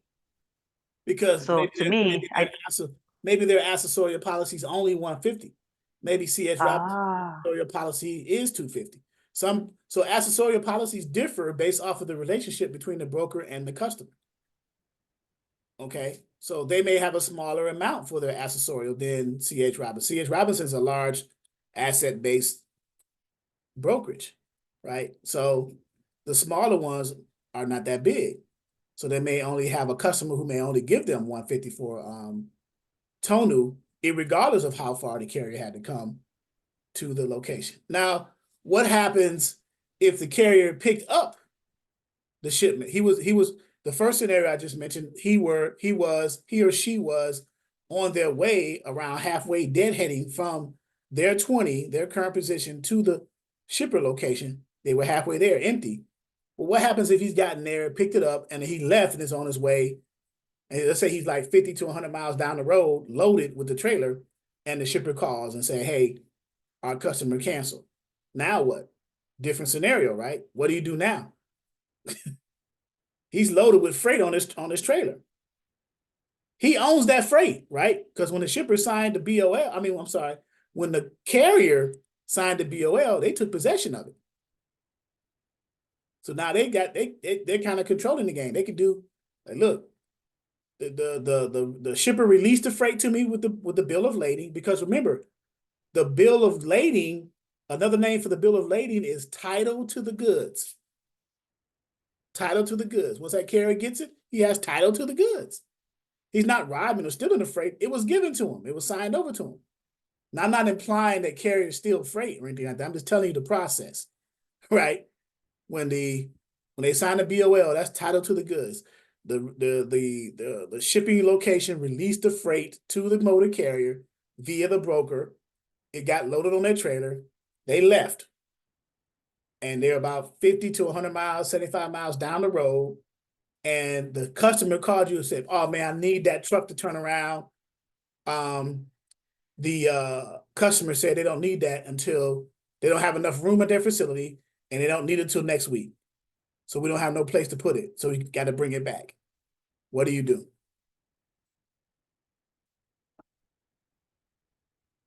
I see Tommy thinking about it. Tommy be like, it happened to us one time. there you Again, go. with CH, it happened with CH Robinson when we hauled for them. So we had to have CH Robinson is terrible. What's going on with CH Robinson? So this was 2 years ago. So the driver had to come down to our storage and drop the trailer, and then he picked another what do you call it? They actually told us that they wouldn't take the load until like the following week or so, because again, there wasn't space. So the driver came back, dropped the load, and then dropped the trailer and then took another trailer. So we billed CH Robinson, I think like 1,000, 1,500 per day or something, because we had it for almost 10 days. At the end of it all, we got paid like 7,200 after that 10 days. Wow. Mhm. Because you held that freight longer than it should have been held. And the trailer, so the trailer that it was loaded on, was it your trailer that you owned, or was it CH Robinson's trailer? Oh, it's our trailer. Okay, so you drop your trailer. Yes. So They we drop our trailer at our parking space. So we just make sure that, nothing happened to it. And then the driver took another trailer and then he just went on, So hauling. where did they get the other trailer from? C.H. Robinson? Oh, no. We have trailers. We have Okay. extra trailers. So he was just working, but then we have to tell them that the driver is not working because their stuff, their load is in our trailer. So that prevented the driver from, Right. from So working. as So long as that's that how freight, as long as that freight sat in that trailer locked up in your location, you charging them storage and whatever, right? And you charge them, yes, assuming you charge them for a regular route, that lane, because you were on your way. Well, at least a percentage of that anyway, because you didn't make the full destination, but you were on your way. we didn't. Yeah, we didn't. So But we're like, what about storage fee and insurance? And the driver have to get paid because the driver lost about 2 days. Because correct. the first day we try to figure out what do we have to do. The shipper doesn't want to load anymore. So we have to wait until C.H. Robinson told us that, okay, we have to wait for like another 1 week or so before we do the delivery, because that's when the receiver will be ready. So the freight sat 1 week at your storage location, and then you grabbed it and took it to the final destination. Yes, yeah, that's what we You did. charge them for storage and the original run. And the original run, yes. And then we charge them for insurance and for storage. Right. Yeah, we got about 7,200 at the end of it all. That was a good, okay. Not bad. You probably could have got some more, but not bad. So that's another scenario. So it's good to hear that someone in here actually went through that experience. So the first experience is your driver was as a broker, you had a driver who never picked the load up. It got canceled while they were on their way. That's Tonu. But then you got a scenario once they grab it and it's under their trailer and they own it, or they have responsibility for it while they're hauling it. Now it's a different scenario, right? And you as a broker, you want to maximize the most for your driver, right? Because it's not your driver's fault. They're just doing their job. It's not your driver's fault that the shipper's customer canceled this load, or the shipper's customer didn't have capacity or room to receive the freight yet, and they had to sit X amount of days. It's not the driver's fault. The driver's just doing their job. They need to be paid to the maximum of what they should get paid possible, right? So, very good. Any questions?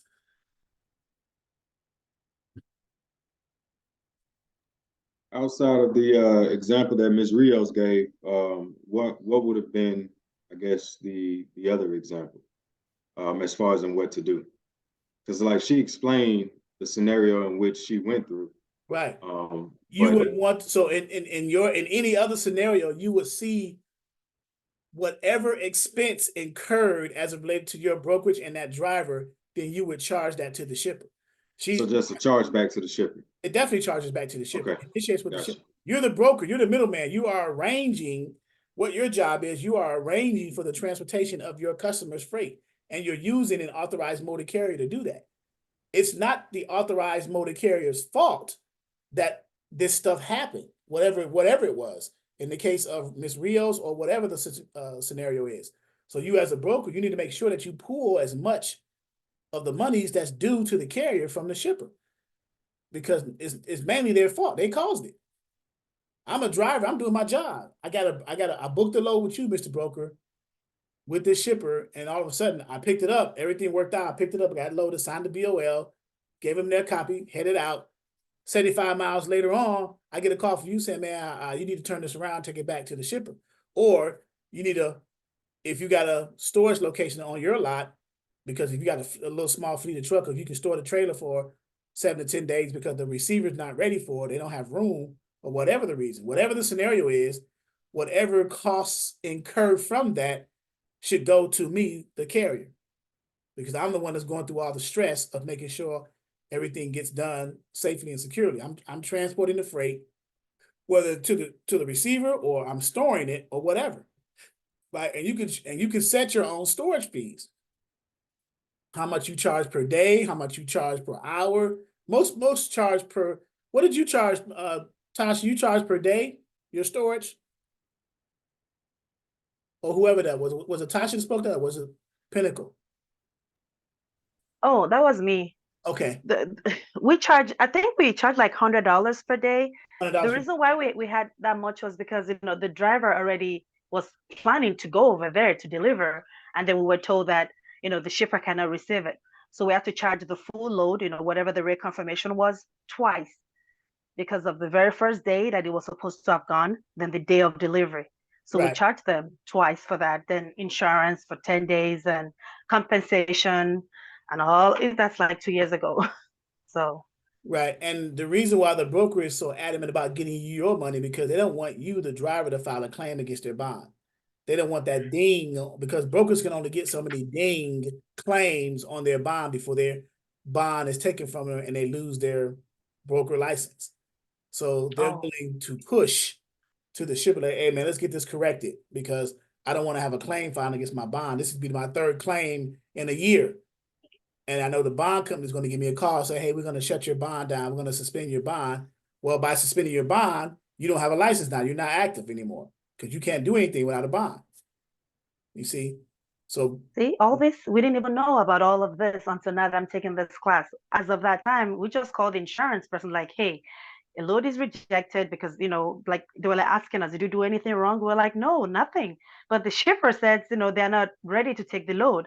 So right. it was our insurance that said, go pack the trailer and just keep calling them. Make sure you have emails to follow up until they're ready.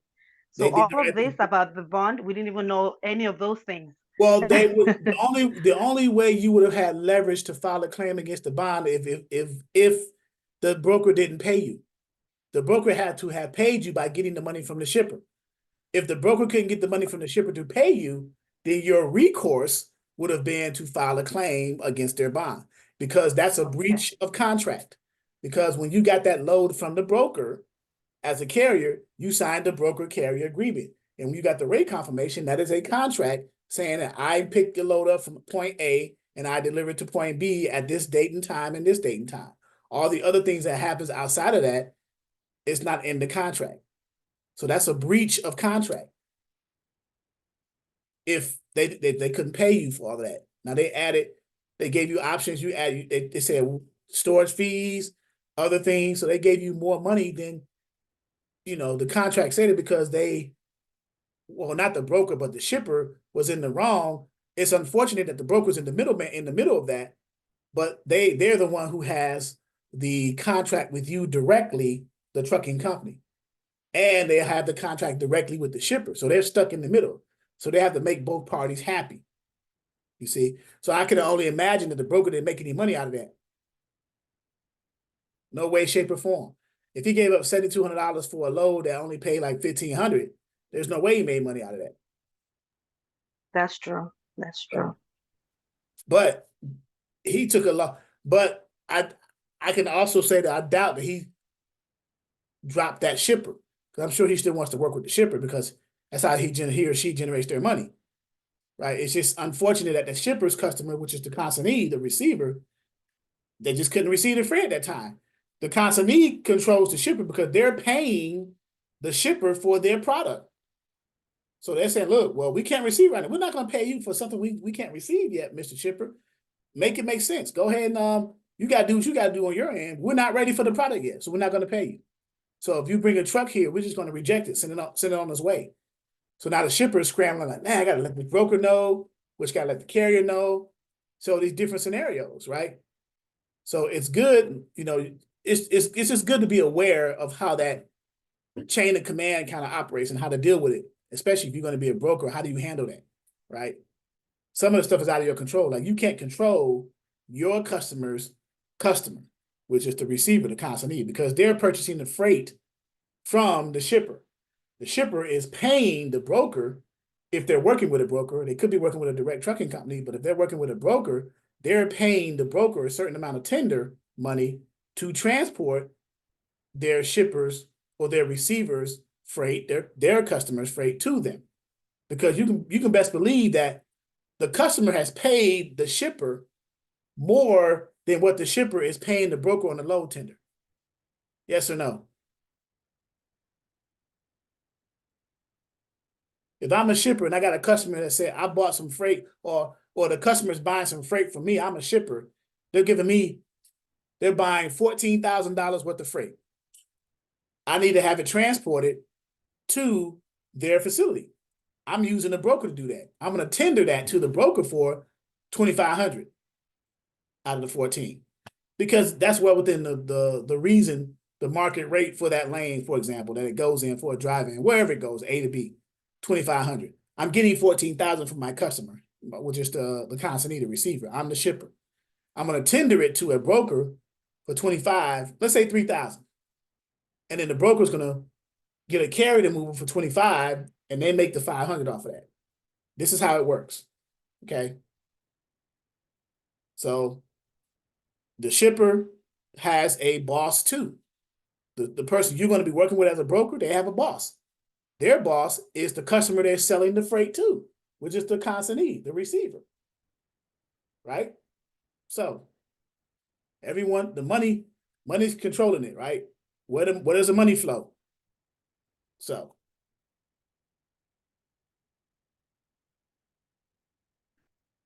are you saying the broker and shipper makes commission? Yes. The broker makes commission off of the shipper, the tender from the shipper. The shipper makes commission off of, I don't say commission, but they try to save money.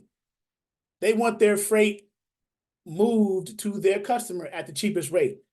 That's why they take the cheapest broker. So if you got a shipper who pays you $14,000 to have some freight moved from your shipping facility to the receiving facility, the consignee, then if I'm a shipper, I'm gonna try to get it moved at the cheapest rate. And I'm a shipper, I'm aware of what the market pays for the lane that I'm moving that freight in. On a drive-in, general freight going from Atlanta to, I don't know, Houston or whatever. I know what it pays. I'm gonna tender it to a broker. I would tender it to a direct trucking company, but I don't feel like dealing with trucking companies because this is a lot of paperwork. So I'd rather go through a broker and let the broker handle dealing with the trucking companies. That's why some shippers use brokers, because they don't want all that mess dealing with trucking companies directly.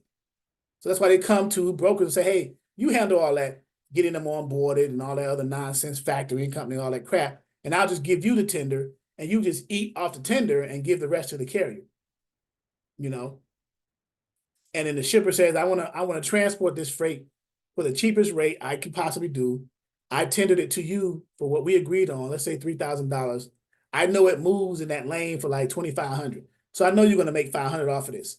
I don't care. I'll give you $3,000 because I'm getting $14,000 for my customer to move that truckload of freight anyway. So I'm going to eat regardless. You see? So yeah, that's the game. So I pick up 6 bricks over here. Let's put it in language you guys, some of you may understand. I pick up bricks over here. I get 10 bricks over here. I move a couple QPs over here.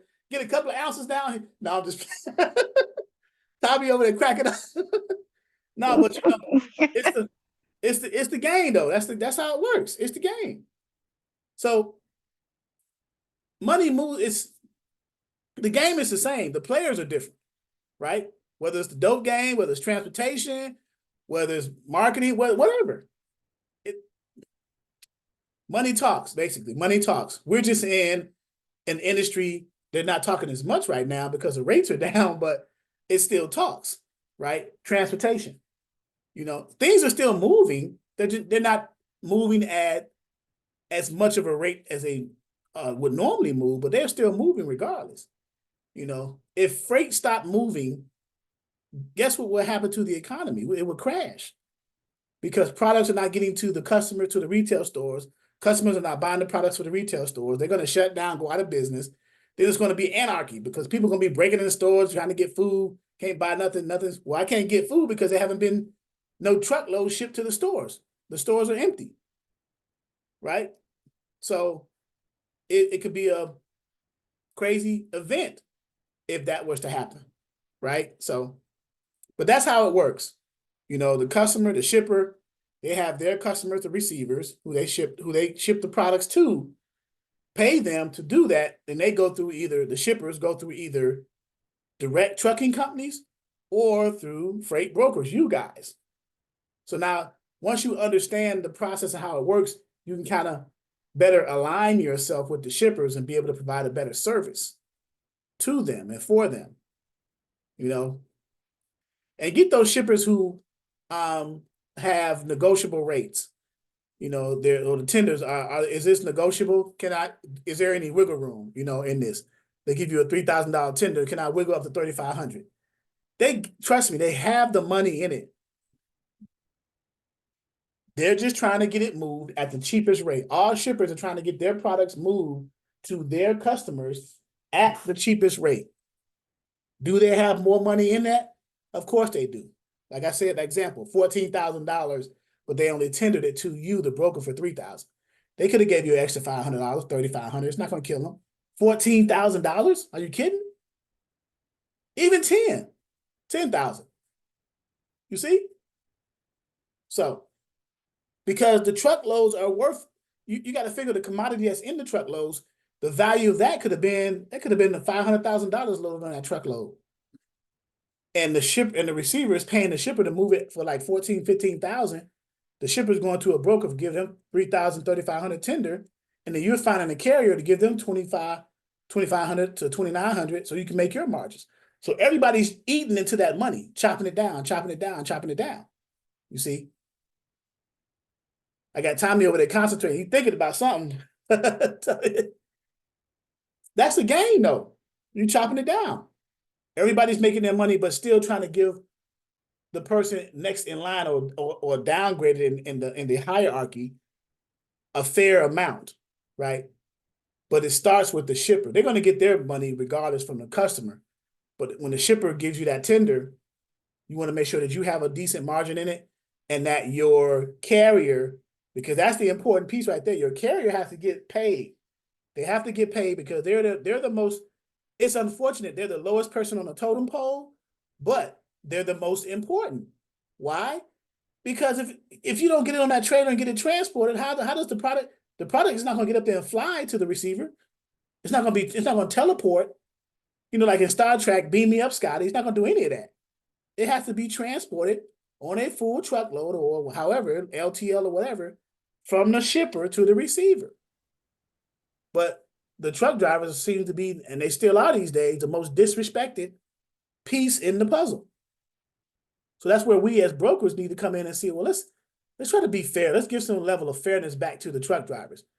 It'll help everybody in the long run. It'll satisfy the truck driver who will move more freight for you. It'll satisfy you because you're going to satisfy your customer by providing them capacity. And they'll be satisfied in such a way that they're going to give you more volume shipments, more loads. So now you can make more money. So I'm willing to take a $200 or $300 hit in order to get an extra 20 to 30 loads. I'm making my money up on the back end. So, right, true, just like in healthcare, the PCA, right, the personal care assistant are the most essential, but get paid the least, right? Because the PCAs are the ones who are directly dealing with the patients. They're the ones who go into the rooms, change them, feed them, check their medication, whatever they do, right? And then they report to the person at the desk, you know, those nursing assistants at the desk sitting there on their phones doing nothing, right? Delegating. So yeah, I understand. So yeah, the healthcare industry, you got agents in a different industry who behave the same way as this industry. It doesn't change. It's the same concept. So, all right, guys. I will chop it here. We got a lot of wind over here. I was telling you earlier when I first came on, there's a severe thunderstorm. We got winds of like 45, 50 degrees blowing out. I'm glad my computer was flickering a little bit. I thought I was going to lose power. LaDonna is well. Funeral services for her sister, I think it's next week. She's taking the whole month off, this month of January. But yeah, send your prayers up for her. For those who don't know, LaDonna's sister's boyfriend had murdered her. He shot her, killed her. Not LaDonna, but LaDonna's sister. So LaDonna's sister had a boyfriend. LaDonna's sister's boyfriend shot and killed LaDonna's sister. All right, just want to be clear. LaDonna's still alive. So, but yeah, so it's unfortunate. This is over in the St. Louis, Missouri area. So, but yeah, prayers go up for her. Yeah. She texted me today. She said, "Hey, I'm just speaking. How I are you?" had a quick question. Yes. Sorry, I didn't mean to cut you off. At the end of the year, for tax purposes, are we sending out 1099s to carriers? How does that work? If they are independent contractors under your company made over $600, I think the amount is over 600. You would want to check with a CPA, a tax expert. Disclaimer, I'm not one, but I think it's 600 to send out the information so they can do. Yeah, okay. Sharon says it is 600. If they worked as under you as an IC, independent contractor, then yes, you would send that out so that they can do their own taxes. That way you're not. And how do we file it with our tax accountant, or is it something we do separately, like online? If you have a tax accountant, a person who normally does this for a living, I would recommend that. Okay. It makes your job a whole lot easier. Yeah. Thank you. All right, you're welcome. And I will, for those of you, just see Steve said, give her my, I will give LaDonna everyone's condolences today. I'll send her a text. She'll text back. So, but yes, I'll definitely do that. So it's definitely hard going through a loss of someone. I lost in 2020, I lost 3 people in that same year. My mother, July 4th, my brother, September 3rd, and my aunt in November. So it was a tough year for me. I was all over the road traveling to funerals. So what? It makes you stronger though. It puts things in different perspective. So all right. Hopefully all the questions were answered and we got some information cleared up for you guys. And then Bola, thanks for sharing the information that you experienced as a motor carrier. It kind of puts it in perspective of the different scenarios that we were talking about. So you gave us a realistic situation, to kind of support what we were saying, so that's good. And it helps those brokers coming up to know what to do and how to respond to certain situations. So that's great. Really appreciate that. So, all right, guys.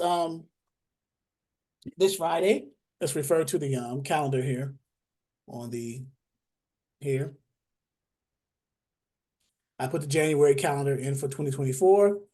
So there we go. Every second and fourth week. Today's the 9th. So our next one will be the 12th, which is this Friday, 6 p.m. And then the fourth week, the 23rd and the 26th. So, of course, mark your calendars, and then this is the page if you logged into the Zoom, you know how to get here, obviously, right? So, but yeah. All right. This recording, if you are a guest, by the way, welcome. I think we had some guests come in tonight, I think. I'm just looking through the names. I thought we did. I'm not sure. Most of you may be students. But if you are a guest, welcome. Always welcome visitors to come in and get an idea, if you're interested in transportation as a freight broker. Pinnacle Logistics, yes. Yeah, I just want to say something that a big shout out to, I think her name is Shasta. She invited us to listen in when she was doing the cold calls. Yes. And I really, for those 3 days, it was really, really helpful. I gained more confidence and it was just helpful to hear her do the cold calls with her colleagues and, just sharing information. So I just wanted to share that was really nice. Did she have her mentor with her on the call? Yes, she did. Okay, good. Because he was making calls too. So good. All right, good. Yeah, because cold calling, it's a psychological thing. I don't know why. I guess I do. When you don't know, you just don't know, right? Because there's that fear, you calling the unknown. People, you just don't know what you're gonna get. But the people on the other end are human beings just like you are. They got families and responsibility, and they're responsible for a certain job. So knowing that and understanding that, then that should help drive the call. You're calling to try to provide a service, then knowing what they need, understanding what they need, and then trying to provide a service for that need, right? Because they're just doing a job too. You're doing a job by trying to get their business. They're doing a job by trying to move the freight that they're responsible for moving. So if you two come together, you may be able to help each other. It's just with a cold call, you have to understand the way and how that's done. And there's several ways. There's no one way, right? You got several techniques that you can do. Now, I don't believe in deceiving and lying to people on the other end. That's one thing I don't do, right? If I can't do something, I'm gonna tell you I can't do it, right? I rather it's easier to tell the truth. It takes more energy to lie. So, but yeah, cold calling is one option. And then of course you can do emails, texting. There's different ways. Cold calling is apparently it's the scariest way. I've seen people like shake, almost pass out, sweat profusely on a cold call. Like what is you doing? You're not like about to get lined up and shot or anything. You're just making a call. Stop it. So, but it's crazy. So, but yeah. But thank you. I'll let Chasa know that you were very pleased with that experience. I think she's gonna have it more often. So, all right. All right, guys. Appreciate it very much. And I will see you. Hey, Sharon. And Sky with the princess crown. Chirac. Hi, Mr. Charles. Yep. How are you? I'm getting there. How about yourself? I'm hanging in there. All right. That's all we can do. All right. Take care. All right. All right, guys. I will see you Friday, 6 p.m. If anything changes, of course, I'll let you guys know. If you haven't, and I'll let you know through the Facebook Freight Broker 101 members only group, first and foremost. If you haven't joined that, please do so. How do you do so, you ask? In the back office, at the reshare the screen, right here in our ELLC columns, social media. The first one is join the Facebook group. It's called it's called Freight Broker 101 members only. Members only is in all caps. That's the right one because we used to have an old one that was lowercase. It got compromised. I hate dealing with Facebook, but it's a good social platform, so I'm still using it. That's the only reason. Other than that, I would not bother. But yeah. Okay. All right, guys. I will see you Friday. Have a safe rest of your week.